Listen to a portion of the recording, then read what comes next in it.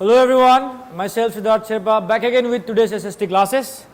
So as we all were discussing what is democracy and why democracy, and we had covered various features of democracy. We learned the decision taken by the major decision taken by the leaders should be done by the leaders that are elected by the people. Yes, and the other aspect of democracy was that free and fair electoral competition, ये भी हम लोग ने देखे थे. Yes, and 1 person 1 vote 1 value आज हम लोग देखेंगे. एंड साथ साथ rule of law and respect for rights, ये फीचर्स हम लोग देखेंगे. हम लोग ने पाकिस्तान में देखा free and fair electoral competition. हम लोग ने कहाँ पे देखा? Mexico. Yes, Mexico and China. Mexico और चाइना में देखे. और 1 पर्सन 1 वोट 1 वैल्यू ये देखेंगे. और तुम लोग को हैरान होगा, आज के दिन में भी एक ऐसा कंट्री है जो अभी भी ये फॉलो नहीं करता है. ठीक है, अब वो पढ़ेंगे आगे. And rule of law and respect for rights. So now let's move forward. So हम लोग ने आगे जाने से पहले हम ये बोलना चाहते हैं कि जैसे कि हम लोग ने देखा कि ये सारे जो डिसीजंस होने चाहिए बेटा, ये जो मेजर डिसीजंस इलेक्टेड लीडर्स होना चाहिए, इसमें किसका होना जरूरी है? पीपल के द्वारा इलेक्टेड लीडर्स होना बहुत जरूरी है. यानी कि जो भी डिसीजन, यानी कि डेमोक्रेसी होने के लिए केवल major decision by elected leaders, इसका मतलब ये हुआ कि जो लीडर्स है वो इलेक्टेड बाय पीपल होना चाहिए. ठीक है, और डिसीजन जो ले रहा है वो लीडर्स भी क्या होना चाहिए? Elected by people. Free and fair electoral competition, लोगों को चॉइस चाहिए. यस यस, डेमोक्रेसी में जबरदस्ती बिना चॉइस दिए घोटाला करना, you can say dirty tricks अपनाना, ये गलत बात है, जैसे मेक्सिको में हुआ था. तो ये 2 चीज का होना बहुत जरूरी है. उसके साथ साथ और क्या चीजें चाहिए हम लोग को डेमोक्रेसी को कंप्लीट करने के लिए? So now that is 1 vote 1 person 1 vote 1 value. Simple बात है, एक इंसान जिसका एक वोट होना चाहिए और उस वोट का इक्वल वैल्यू होना चाहिए. यस और no? So this principle has now come to be accepted all over the world, yet there are many instances of denial of equal right to vote. तो यानी कि दिस प्रिंसिपल, ये principal किसका बात कर रहे हैं हम लोग? Universal adult franchise. Yes, universal adult franchise. जहां पे हम लोग हमारे इंडिया में क्या है कि people who adult who are 18 and above 18 have the right to vote irrespective of their caste, gender. Yes, yes or no? We don't see any backgrounds, नहीं देखते, कलर, कास्ट, जेंडर, ये सब कुछ बिना देखे हम लोग उसको क्या करते हैं? इक्वल वोटिंग राइट्स देते हैं और सारे लोगों का वोट इक्वली काउंट होते हैं. सो लेकिन तुम लोग यहाँ पे एक कंट्री देखेगा, देखने को मिलेगा, until 2015 in Saudi Arabia women did not have the rights to vote. Women's को वोटिंग राइट्स ही नहीं था. तो क्या हम लोग उस कंट्री को डेमोक्रेटिक मानेंगे? यानी कि वो इलेक्शंस होना चाहिए तो उसमें एवरी पीपल का क्या होना चाहिए? अधिकार होना चाहिए, वोटिंग राइट्स होना चाहिए. तो फिर बात आया फ्रांस में, हम लोग हिस्ट्री में पढ़े थे पैसिव सिटीजन्स. वुमेन्स वर रिगार्डेड एज पैसिव सिटीजन्स. उन लोगों को 200 साल लग गए फ्रांस में वोटिंग राइट्स मिल पाना. लेकिन अब देखो हम लोग 2015 तक आ गए थे, तब तक नहीं मिला था, आखिरकार मिल गया. सिंपल बात है, समझ गए? सिंपल बात है कि सऊदी अरेबिया में वुमेन को वोटिंग राइट्स नहीं मिलते थे 2015 तक. तो यानी कि ये पक्का एकदम एग्जाम्पल है तुम्हारा क्या है, डेमोक्रेसी को क्या कर रहा है? डिनाई कर रहा है. कि डेमोक्रेसी बोलता है कि यूनिवर्सल एडल्ट फ्रेंचाइज को फॉलो करता है, जिसमें ये कहता है कि every citizens above the age of 18 have the voting rights and each vote has equal value. यानी 1 पर्सन 1 वोट 1 वैल्यू का यहाँ पे उल्लंघन कर रहा है. यस, कौन? सऊदी अरेबिया किया था. एंड इस्टोनिया एक देश है बेटा, has made its citizenship rules in such a way that people belonging to Russian minority find it difficult to get the right to vote. तो अब देखो, अब यहाँ पे देखो, यहाँ पे समझने वाली बात है. इस्टोनिया एक देश है. अब देखो बेटा, आज के दिन में हमारे यहाँ पे देखा जाए तो यू कैन सी एक कंट्री में जो डाइवर्सिटी होता है बेटा, जैसे कि अब हमारा कंट्री बहुत सारे लोगों के साथ बॉर्डर शेयर करता है. Yes, obviously we share boundaries, तो किसी न किसी तो एक इधर उधर तो हो ही जाएगा ना। और वो लोग यहाँ पे रह रहा है मेरे कंट्री में, क्या आज उसको हम लोग सिटीजनशिप डिनाई करेंगे? नहीं, वो पहले से रह रहा है। एस्टोनिया में वैसे, जब एस्टोनिया एक देश बना था तो वहाँ पे कुछ रशियन लोग वहीं पे बस गए, तो रशियन लोग वहाँ पे क्या कहलाने लगे? माइनॉरिटी कहलाने लगे। अब वहाँ पे एस्टोनिया ने सिटीजनशिप का रूल बना दिया कि जो रशियन माइनॉरिटी है वो लोगों को राइट टू वोट का अधिकार ही नहीं मिला, ठीक है। They didn't get the right to vote. तो यहाँ पे हम लोग जो बात कर रहे हैं, राइट, पीपल का राइट, जो अधिकार है उसका भी उल्लंघन हो रहा है कि everyone should have right to vote, और रशियन माइनॉरिटी को एस्टोनिया में वोटिंग राइट्स नहीं मिल रहे थे, भले ही वो उस देश का सिटीजन है, वो इस देश में रह के आ रहा है, लेकिन जब उस देश में वो पीपल रह रहे हैं लेकिन माइनॉरिटी में है, माइनॉरिटी में होने की वजह से एस्टोनिया में क्या हुआ है? रशियन को वोटिंग राइट्स नहीं मिले। So let's talk about example. Belgium में दे रहा है, बेल्जियम में भी तुम लोग पढ़ोगे in class 10th power sharing में।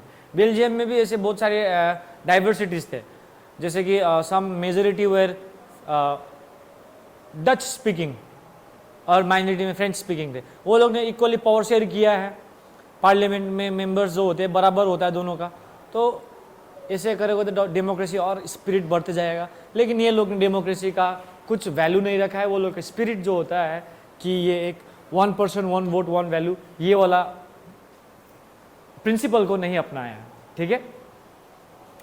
Now in Fiji the elected system in the electoral system in is such that the vote of indigenous Fiji has more value than the Indian Fiji। अभी यहाँ पे भारतीय कहाँ से पहुंचे? How did Indian people live there or started living in there? So let's talk। Fiji फिर दूर है, पैसिफिक आइलैंड में एक पैसिफिक ओशन में एक आइलैंड कंट्री है Fiji, okay. It's an island country, छोटा सा देश है, ज़्यादा बड़ा भी नहीं है। लेकिन अब सोचो, we learned in history in French revolution trade of slaves, जहाँ पे कॉलोनी था वो लोग कॉलोनी से प्लांटेशन कराने ले जाते थे ट्रॉपिकल एरियाज में, जहाँ पे प्लांटेशन का जो क्रॉप्स होते थे काफ़ी बढ़िया से ग्रो करते थे। अब वो लोग तो लेबर नहीं कर सकते थे, लेबर का काम नहीं कर सकते थे, हम लोग ने पढ़ा है, यस। तो वैसे अंग्रेज वाले भी क्या कर नहीं सकते थे? लेबर का काम नहीं कर सकते। They wanted labour, they needed labour. तो उस लेबर का डिमांड पूरा करने के लिए वो लोग ने इंडियंस को उस फिजी के आइलैंड में ले जाके काम कराने छोड़ दिए, और काम कराना छोड़ दिए। अब जब आज़ाद हुआ भाई, छोड़ गए अंग्रेज, अपना देश चला गया, इंडियन वहीं पे अटक गए। जैसे अफ्रीका, जैसे अमेरिका में you will find black Americans, yes. जैसे इंडिया में यू विल फाइंड श्रीलंकन भी मिलते हैं, तमिल्स, और श्रीलंका में तुमको इंडियन तमिल्स भी देखने को मिलेगा। तो वैसे ही वेस्ट इंडीज़ का बात करते थोड़ा है। When you see the cricket team of West Indies you will see what Indian names, Dinesh Ramdin, Shivnarine Chanderpaul, Sunil Narine. अब केरियन पोलार्ड नहीं है, ठीक है। So these all are having Indian names. तो भाई वेस्ट इंडीज में इंडिया कहाँ से पहुंच गए? And they doesn't look that Indian जितना भी नहीं दिखता, लेकिन नेम्स इंडियन है इतना। बट इतना याद रखना का वो लोगों का कोई ना कोई रिलेशन हमारे देश से था, वही है प्लांटेशन वाला रिलेशन। क्या है? प्लांटेशन वाला रिलेशन। तो वेस्ट इंडीज के पीपल कब से भाई शिव नारायण चंद्रपाल होने लगे हैं? चंद्र तो इंडियन नेम है, शिव नारायण इंडियन नेम है। So their forefathers were Indians. First generation, second generation, third generation, fourth generation है वो लोग, एक प्रकार से 2-3 जनरेशन बाद का जनरेशन है वो लोग। तो वो लोग क्या हो गए थे, चले गए वैसे जगह पे। अब हम लोग फिर स्टोरी में आते हैं। तो अब वो लोग भले ही इंडियन थे, लेकिन वो लोग वही का नागरिक है ना। वो लोग का जनरेशन वहां पे क्या कर रहा है, काम करके आया है, और आज के दिन वहां का सिटीजन है। लेकिन ऐसे सिचुएशन में फिजी में क्या हुआ था, को जो इंडिजीनियस था, इंडिजीनियस मतलब वहां के ओरिजिनल नेटिव, यू कैन एक प्रकार से कहा तो नेटिव पीपल या ओरिजिनल पीपल, वहां से जो पहले से रह के आ रहे उस जमीन का ही मालिक, और इंडियंस बाहर से आए हैं। तो वहां के जो रियल इंडिजीनियस फिजी थे, वो लोगों का वोट क्या होता था, मोर वैल्यू था then that of Indian Fijian, यानी कि people of Fiji is known as Fijian. तो दैट मीन्स फिजियन पीपल का जो था, वहां का जो इंडिजिनियस फिजियन पीपल थे, वो लोगों का वोट का वैल्यू क्या था, हमारे नॉट हमारे इंडियन फिजियन से क्या था, ज्यादा था। तो does it fulfil the criteria of 1 person 1 vote and 1 value? No. So democracy is based on a fundamental principle of political equality, और पॉलिटिकल इक्वालिटी में right to vote is one of the most important equality, जिसको सबको बराबर अधिकार मिलते हैं अपने representative को चूज करने का। अब जब यहाँ पे इंडियन फिजियन को इक्वल का बात नहीं कर रहे हैं, वोटिंग राइट्स मिल रहा है लेकिन वोटिंग काउंट कम हो रहा है, इंडियन फिजियन का votes will be counted lower than the indigenous Fiji. So ये सब पॉइंट्स पढ़ने से लग रहा है कि ये सब कंट्रीज में 1 पर्सन 1 वोट एंड 1 वैल्यू का क्या नहीं कर रहा है, प्रिंसिपल अप्लाई नहीं हो रहा। जब ये अप्लाई नहीं हो रहा तो we will not say that country is democratic, we will say that this country is not democratic. तो यहां पे फिर एक बात बता रहे हैं, यहां पे सबको वोटिंग मिल रहा है लेकिन वैल्यू वाला बात एड अप नहीं हो रहा है फिजी में। इस्टोनिया में 1 पर्सन 1 वोट 1 वैल्यू का तो बिल्कुल बात नहीं है, क्योंकि रशियन को बिल्कुल वोटिंग राइट्स नहीं मिल रहे हैं, और यहाँ पे वुमेन्स को वोटिंग राइट्स नहीं मिल रहे, जबकि सबको मिलना चाहिए वोटिंग राइट्स। यस। तो Vatican city, have you ever heard? Vatican city top list में आता है, ये तो one of the smallest country. I don't know whether it's democratic और अनडेमोक्रेटिक, आई डोंट नो, लेकिन वोटिंग राइट्स का बात कहा जाए तो वहां पे वुमेन्स को तो बिल्कुल नहीं मिलते हैं। वहां पे पोप होता है, कैथोलिक्स, रोमन कैथोलिक्स पोप होते हैं, पोप का इलेक्शन होता है तो उसमें वुमेन्स को बिल्कुल वोटिंग राइट्स नहीं मिलते पोप का इलेक्शन करने के लिए।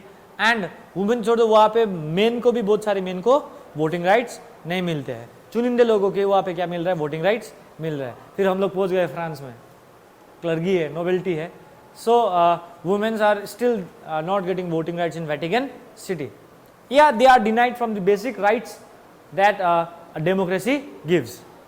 So now that gives us the third feature.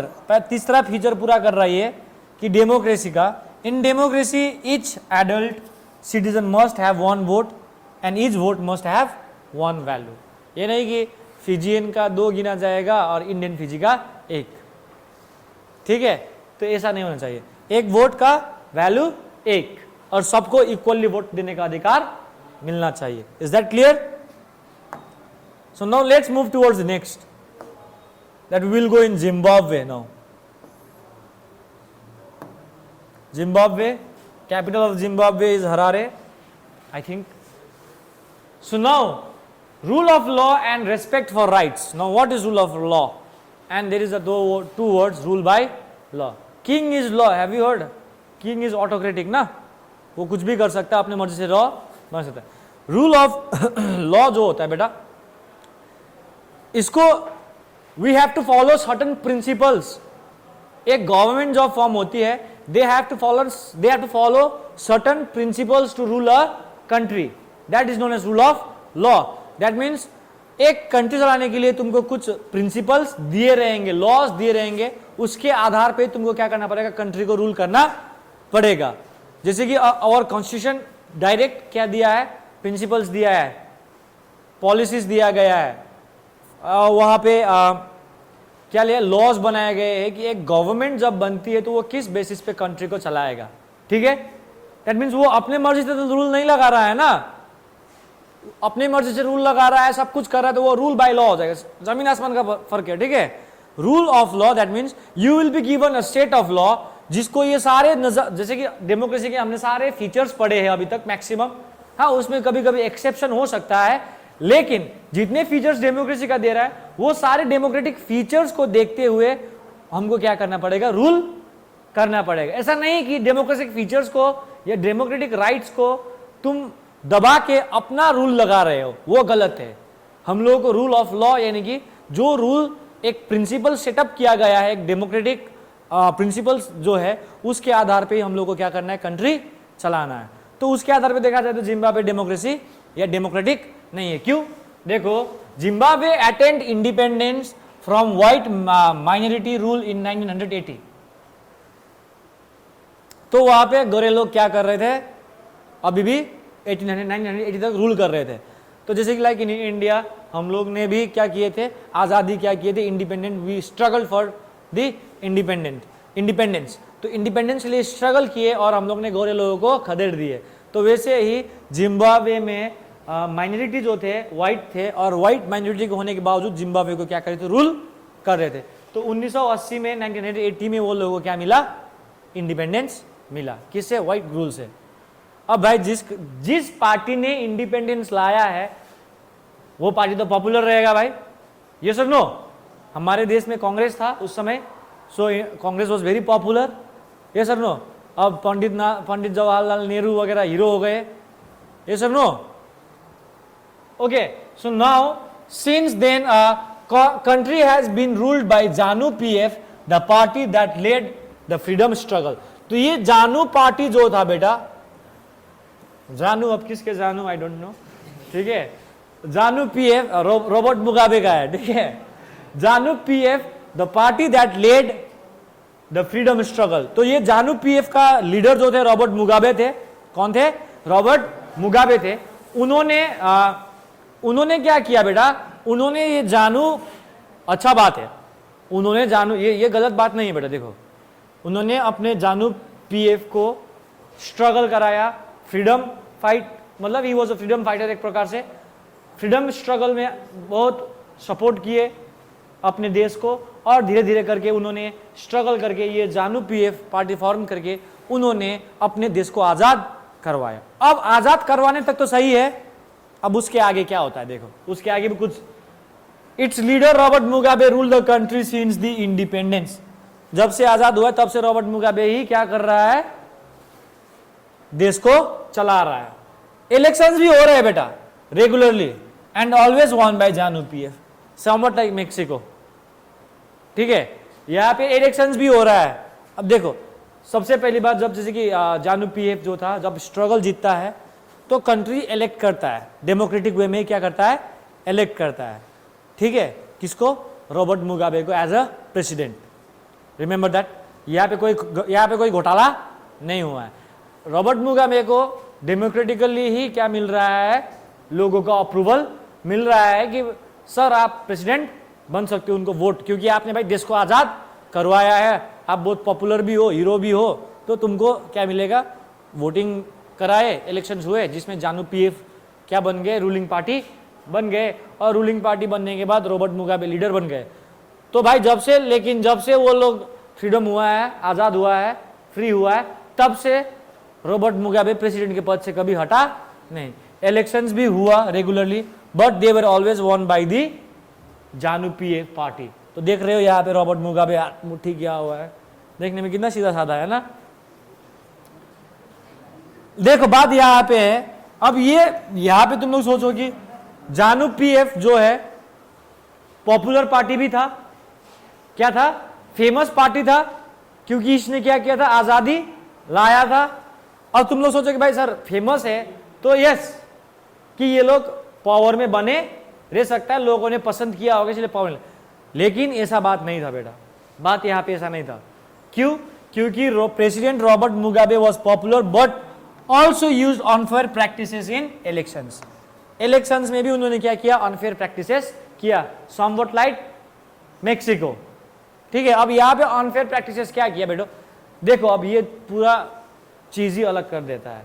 अब उन्होंने क्या किया, यहां तक समझ में आया कि जहां तक वो पार्टी फॉर्म करने के बाद, आजादी के बाद, इंडिपेंडेंस के बाद प्रेसिडेंट बने, प्रेसिडेंट के बाद हमेशा ही इलेक्शन जीतते आया है, और कैसे जीता है, अनफेयर प्रैक्टिसेस। अब ये अनफेयर प्रैक्टिसेस क्या था, यस हम लोग जीतेंगे, ये अनफेयर प्रैक्टिसेस करके जीतेंगे, यस।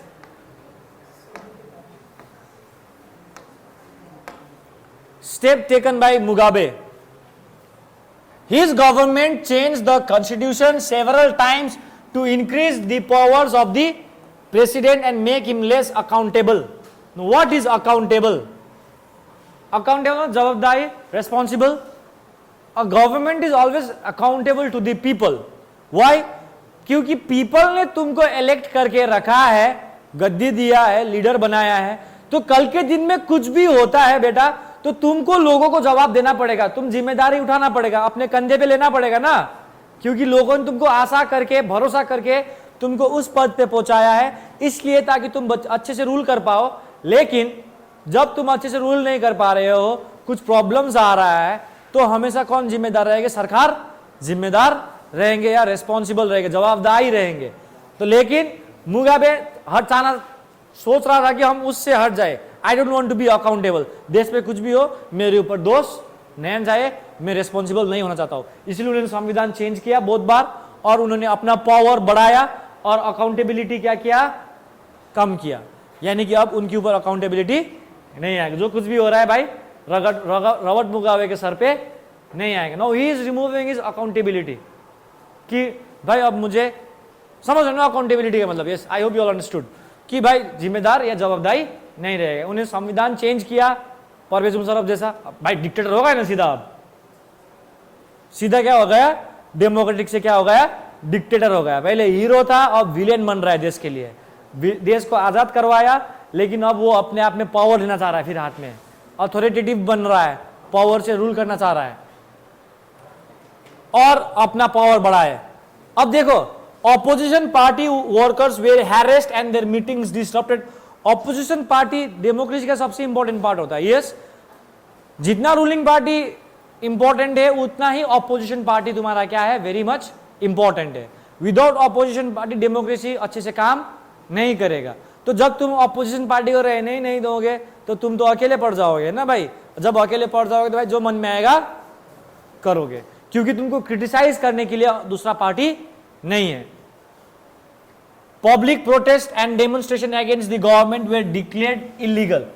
अब फिर भाई रेन ऑफ टेरर आ गया फिर।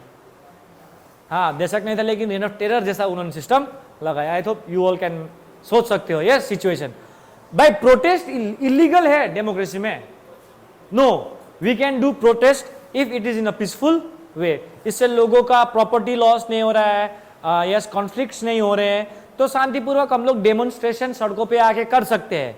ये डेमोक्रेसी हमारे संविधान भी अलाउड करता है हमारे देश को, और डेमोक्रेसी में हम लोग किसी भी सरकार को हम लोग क्या कर सकते हैं? प्रोटेस्ट कर सकते हैं, जब वो अच्छा काम नहीं कर रहा है। तो जब देखो ऑपोजिशन पार्टी के काम को भी हैरेस कर रहे हो, अब जो लोग कॉमन पीपल जो प्रोटेस्ट कर रहा है, विरोध कर रहा है, डेमोन्स्ट्रेशन कर रहा है, इसको गवर्नमेंट के अगेंस्ट क्या कर रहा है? डेमोन्स्ट्रेट कर रहा है या प्रोटेस्ट कर रहा है, ये सारा चीज इलीगल घोषित कर दिया। किसने? रॉबर्ट मुगाबे ने। भाई उनके पास पावर आ गया। अब देखो धीरे धीरे वो डेमोक्रेटिक से अनडेमोक्रेटिक हो रहे थे। डेमोक्रेटिक से he was becoming autocratic. Autocratic मतलब he was holding all the powers in his own hand. ठीक है, पार्लियामेंट रहे भी होंगे तो नहीं सुन रहे भाई, क्यों? अब सीधा समझ सकते हो ना, जब मुगाबे ने कॉन्स्टिट्यूशन चेंज किया तो अपने आप को लेस अकाउंटेबल बनाया और अपना पावर बढ़ाया। ऑपोजिशन पार्टी को काम करने नहीं दिया, वो लोग का मीटिंग को तोड़ दिए। और उतना ही नहीं, पब्लिक प्रोटेस्ट जो आम आदमी विरोध कर रहा है या डेमोन्स्ट्रेशन कर रहा है, प्रदर्शन कर रहा है, ये सारी चीज को क्या घोषित कर दिया? Illegal. There was a law that limited the right to criticise the president. और उन्होंने एक लॉ भी बना दिया कि उसमें वो लोग प्रेसिडेंट का क्रिटिसाइज नहीं कर सकते हैं। सेंसरशिप। भाई राजा लगाते थे ना सेंसरशिप, कि राजा के बारे में कोई क्रिटिसाइज नहीं कर पाएगा। रॉबर्ट मुगाबे राजा के बराबर हो गया। पहले किसमें था? कॉलोनी टाइप का था, सफेद वाले रूल कर रहे थे। अब सोच रहे थे कि देश प्रोग्रेसिव होगा, कि क्या आएगा? डेमोक्रेटिक फॉर्म ऑफ गवर्नमेंट आएगी। लेकिन उन्होंने फिर दोबारा क्या ला दिया? ऑटोक्रेटिक रूल ला दिया। उन्होंने ऐसा रूल बनाया जो कि एक प्रेसिडेंट को क्रिटिसाइज करने का अधिकार किसी के पास नहीं था। टेलीविजन को भी खरीद लिया। अब टीवी नहीं, we are not talking about this kind of screen खरीदना, we are talking about media. Media भी बिक गए। अब क्या हो गए? मीडिया भी बिक गए। कहां पे? जिम्बाब्वे में। Radio controlled by the government and gave on the ruling parties version. खाली मीडिया, न्यूज चैनल्स, न्यूज़पेपर, सब कुछ केवल रॉबर्ट मुगाबे यानी कि जानू पीएफ पार्टी का ही वर्जन दिखा रहे थे। तो तुम लोग सोच सकते हो जिम्बाब्वे में क्या हालत था, कि people were not enjoying rights. Yes, सारा राइट्स छीन रहे थे धीरे धीरे। Media rights, political rights, protest करना, ये सारा चीज डेमोक्रेसी के अगेंस्ट में जा रहा है। जो पार्टी डेमोक्रेटिकली इलेक्ट हुआ था, वो पार्टी क्या हो रहा है? अब अनडेमोक्रेटिक हो रहा है, ऑटोक्रेटिक बन रहा है। There were independent newspaper but the government harass those journalist who went against them. हाँ, सारा मीडिया खरीद लिए या मीडिया बिक गए, लेकिन उसमें भी कोई होता है ना भाई ट्रू जर्नलिस्ट, जो कि सही में जो देश का हाल हो रहा है उसके बारे में लिखता था। लेकिन वैसे जर्नलिस्ट को पकड़ पकड़ के क्या किया, पीटा होगा। अब क्या करे, जो उसके खिलाफ जा रहा है पकड़ पकड़ के पीटा होगा, भाई तू अब बंद कर दे भाई, मैंने ये लॉ बनाया है कि जो प्रेसिडेंट को क्रिटिसाइज करेगा, अब लॉ है तो क्रिटिसाइज करने पे इसके लिए सजा भी तो रहा होगा ना। तो एवरीथिंग वाज एक इंसान के द्वारा चला रहे थे देश। सो जब एक इंसान देश चला रहा है तो हम उसको क्या गवर्नमेंट बोलेंगे, ऑटोक्रेटिक बोलेंगे ना, जब one person holds the power. उतना ही नहीं, बंदा और पावर मिलने के बाद, जो बुढ़ा देख रहे हो तुम लोग, इससे पहले देखे थे, क्या हो गया और क्या हो गया, बढ़ चढ़ गया। तो उन्होंने देखो इवन जुडिशियरी को भी क्या करना छोड़ दिया, उन्होंने इनकार करना छोड़ दिया। वी नो जुडिशियरी इंडिपेंडेंट होता है, न्याय देने वाले। जुडिशियरी ने क्या किया, the government ignored some court judgment, बहुत सारे कोर्ट तुमके ऊपर सुनवाई देता है, वो सारे सुनवाई को भी क्या कर दिया, इग्नोर कर दिया। सोचो बंदा इतना बिगड़ गया। That went against it and pressurise जजेस, जजेस को भी ऊपर से क्या किया, प्रेशराइज कर रहा है, बोल रहा है कि भाई you should change your verdict. ठीक है। सो lastly he was forced out of office in 2017। आखिरकार 2017 में बहुत सारे अब फाइट्स हुए, रेवलियंस हुए, लोगों ने विद्रोह कर करके आखिरकार 2017 में, हाल ही का बात है, 2017 में उनको प्रेसिडेंट के पोस्ट से हटा दिए। तो देखो 2080 एक प्रकार से बोला जाए तो ZANU PF party. Is that clear? तो now let's talk what can we take from the case of Zimbabwe. तो जिम्बाब्वे से हम लोग क्या ले सकते हैं बेटा? एग्जाम्पल ये सकते हैं कि Zimbabwe shows that popular approval of the rulers is necessary but in a democracy but it is not sufficient. हाँ, पॉपुलर लीडर्स जो है, पॉपुलर गवर्नमेंट्स है, उसको अप्रूवल लोगों के द्वारा वोट मिलना जरूरी है, डेमोक्रेसी में होता भी है, कोई दिक्कत नहीं है, लेकिन केवल ये सफिशिएंट नहीं है, काफी नहीं है, क्योंकि कभी कभी पॉपुलर गवर्नमेंट्स भी क्या बन जाते हैं, अनडेमोक्रेटिक बन जाते हैं, जैसे जिम्बाब्वे में देखने को मिला। जानू पीएफ पार्टी, रॉबर्ट मुगाबे का जो पार्टी था, उनको डेमोक्रेटिकली लोगों ने क्या किया था, इलेक्ट किया था। लेकिन जब उनको डेमोक्रेटिकली इलेक्ट किया तो सबसे पहला चीज उन्होंने अपना अकाउंटेबिलिटी हटाया, पावर चेंज किया, डेमोक्रेसी में उन्होंने अपने आप का पावर बढ़ाया, अपने लिए रूल बनाया कि प्रेसिडेंट को कोई क्या नहीं करेगा, क्रिटिसाइज नहीं करेगा, और क्या मीडिया खरीद लिए हैं, टेलीविजन पे, सारे चीज पे केवल अपने ही पार्टी का अच्छा काम दिखाने लगे, ऑपोजिशन पार्टी को हैरेस किया, जबकि ऑपोजिशन डेमोक्रेसी का एक मूल की फीचर है। विदाउट ऑपोजिशन डेमोक्रेसी अच्छे से काम नहीं करेंगे। तो it is important to look at the elections but it is equally important to look before and after the elections. Elections को ही देखना भी जरूरी है, लेकिन हम लोग को इक्वल इलेक्शंस को इक्वली देखना है। इलेक्शंस होने से पहले भी देखना है, इलेक्शन होने के बाद क्यों देखना है, क्योंकि वो गवर्नमेंट जो बन रही है क्या सही में वो डेमोक्रेटिक प्रिंसिपल्स को फॉलो कर रहा है। So that is rule of law, that is rule of law.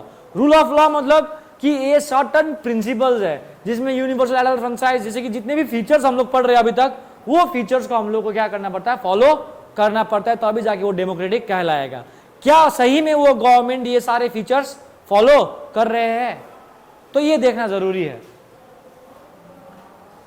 जैसे कि there should be sufficient room for normal political activities, जैसे political activities including political opposition in the before political election, यानी कि सारे लोगों को डेमोक्रेसी में एक स्टेक मिलना चाहिए, सारे लोगों को अधिकार होना चाहिए पॉलिटिकल एक्टिविटी करने, जैसे कि प्रोटेस्ट करना, यस, डेमोन्स्ट्रेट करना। यदि तुम लोग पीसफुली कर रहे हो तो तुम लोग को कोई दिक्कत नहीं। डेमोक्रेसी अगर तुम लोग चाहते हो कि तुम्हारा गवर्नमेंट अच्छे से काम नहीं कर रहा है तो you can protest it, you can protest it, कोई दिक्कत नहीं, लेकिन it should be done in a peaceful matter. और ऑपोजिशन पार्टी को भी अधिकार मिलना चाहिए इलेक्शंस में। ये सर नो, आज के दिन में रूलिंग पार्टी क्यों हटता है, क्योंकि ऑपोजिशन पार्टी बेटर बन जाता है रूलिंग पार्टी से, और लोग सोचता है कि चलो ये रूलिंग पार्टी अच्छे से काम नहीं कर रहा है, we should give chance to opposition party. तो ऑपोजिशन पार्टी को भी बोलने का मौका मिलना चाहिए। ऐसा नहीं कि जो रूलिंग पार्टी है वही सब कुछ करेंगे। Is that clear? This requires that the state should respect the basic rights of citizens. लोगों को जो है कि basic rights of the citizens को भी रेस्पेक्ट करना है। फॉर एग्जाम्पल ये जो है हम लोग जो वोटिंग राइट्स का बात कर रहे हैं, ये बेसिक राइट है लोगों का जो सबको मिलना चाहिए। Everyone should be equal in the eyes of law. ये सर नो पॉलिटिकल इक्वालिटी का बात करें, सारे चीज नियम कानून के आगे सबको बराबर होना जरूरी है, जो कि रॉबर्ट मुगाबे ने भी फॉलो नहीं किया और बहुत सारे कंट्रीज ने भी फॉलो नहीं किया जो वोटिंग राइट्स के हिसाब से देखा जाए तो। ये सर नो? तो आई hope you have understood this point कि जिम्बाब्वे डेमोक्रेटिक इसलिए नहीं था बेटा क्योंकि डेमोक्रेसी में क्या होना चाहिए, एक प्रिंसिपल होता है जिसके आधार पर देश चलाई जाती है। वो प्रिंसिपल को हम लोग रूल ऑफ लॉ बोलते हैं और साथ ही साथ we should respect the right of the people. लेकिन रॉबर्ट मुगाबे ने ऐसा कुछ नहीं किया है, लोगों को हैरेसमेंट किया है, ऑपोजिशन को खड़े होने नहीं दिया है। ये सर नो? और क्या क्या किया है, अपने आप को ऑटोक्रेटिक बनाया। देखो गवर्नमेंट ने अपना पावर बनाया, अपना खुद पावर बनाया, अपने आप का पावर बढ़ाया, अकाउंटेबल नहीं बनाया अपने आप को, पब्लिक प्रोटेस्ट डेमोन्स्ट्रेशन सारे चीज को इलीगल घोषित कर दिए। तो ये किस एंगल से हम लोग इसको डेमोक्रेसी बोलेंगे? बिल्कुल नहीं बोलेंगे, ये सारा चीज डेमोक्रेसी के अगेंस्ट में आता है। तो एक डेमोक्रेसी होने के लिए हमारा चौथा और आखिरी पॉइंट आज कंप्लीट हो जाता है, वो है कि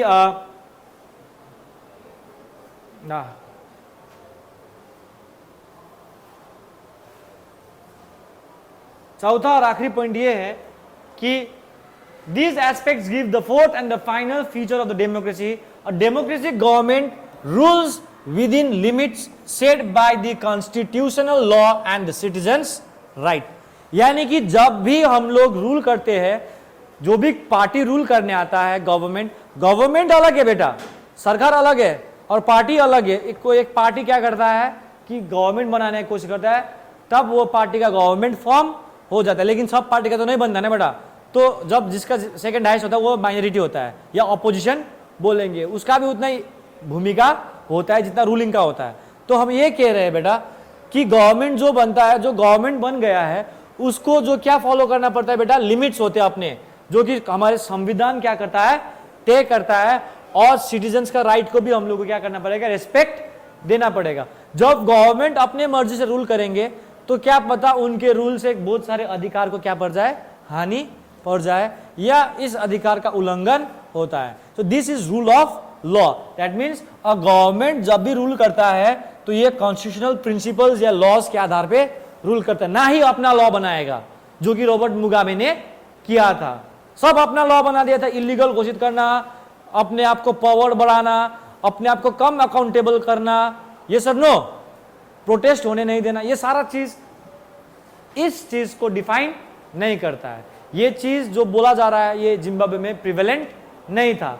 लेकिन भले अब देखिए फिर यहाँ पे एक चीज आता है, डेमोक्रेसी का सिंपल डेफिनेशन जाते हैं कि democracy is a form of government in which people in which leaders are elected by the people. तो यहाँ पे इलेक्शन भी हुआ है, पीपल ने ही चूज किया है, लेकिन इलेक्शंस होने के बाद और होने से पहले का सिचुएशन दोनों को देखना जरूरी है। हो सकता है आगे आके तुमको हाथ जोड़ के बोले कि हम अच्छा काम करेंगे, अब क्या पता इलेक्शन जीतने के बाद वो बंदा क्या कर ले, अपना रास्ता पकड़ लिए और अपनी मर्जी से रूल करना शुरू कर दे। So we should see the consequence also, यानी कि इलेक्शन के बाद नतीजा आया, जीता, जीतने के बाद उन्होंने क्या चेंजेस लाया ये देखना भी जरूरी है। क्या वो कॉन्स्टिट्यूशनल लॉ के आधार पे रूल कर रहा है कि नहीं कर रहा है, और या सिटीजन्स का राइट्स को वो लोग क्या कर रहे हैं, इंपॉर्टेंस दे रहा है कि नहीं दे रहा है। So your features of democracy ends here. I hope you are understood. इन अंकल के बारे में शायद तुम लोग समझे होंगे। यस, चाचा लगते हैं, देखो चश्मा पहने हैं, तो देखने में बहुत सीधा साधा है। देखो पूरा तख्ता ही पलट दिया, संविधान बदलने का क्षमता रखने वाला व्यक्ति सब देखो। देखो, don't forget his face, this are the person who change the constitution of a country. मामूली नहीं है भाई, समझ रहे हो। So now let's, tomorrow we'll have a summary definition In the next class, we will talk about the summary definition. In the next class, ठीक है, ये नेक्स्ट क्लास में हम लोग ये देखेंगे कि ये सारे चीज को हम लोग क्या करेंगे, समराइज करेंगे, एक निचोड़ निकालेंगे कि क्या होना चाहिए. ठीक है. So I hope you understood till here. If you have any doubt you can ask. So I hope this much for today. Till then, stay safe, stay healthy, and be ready for my next class.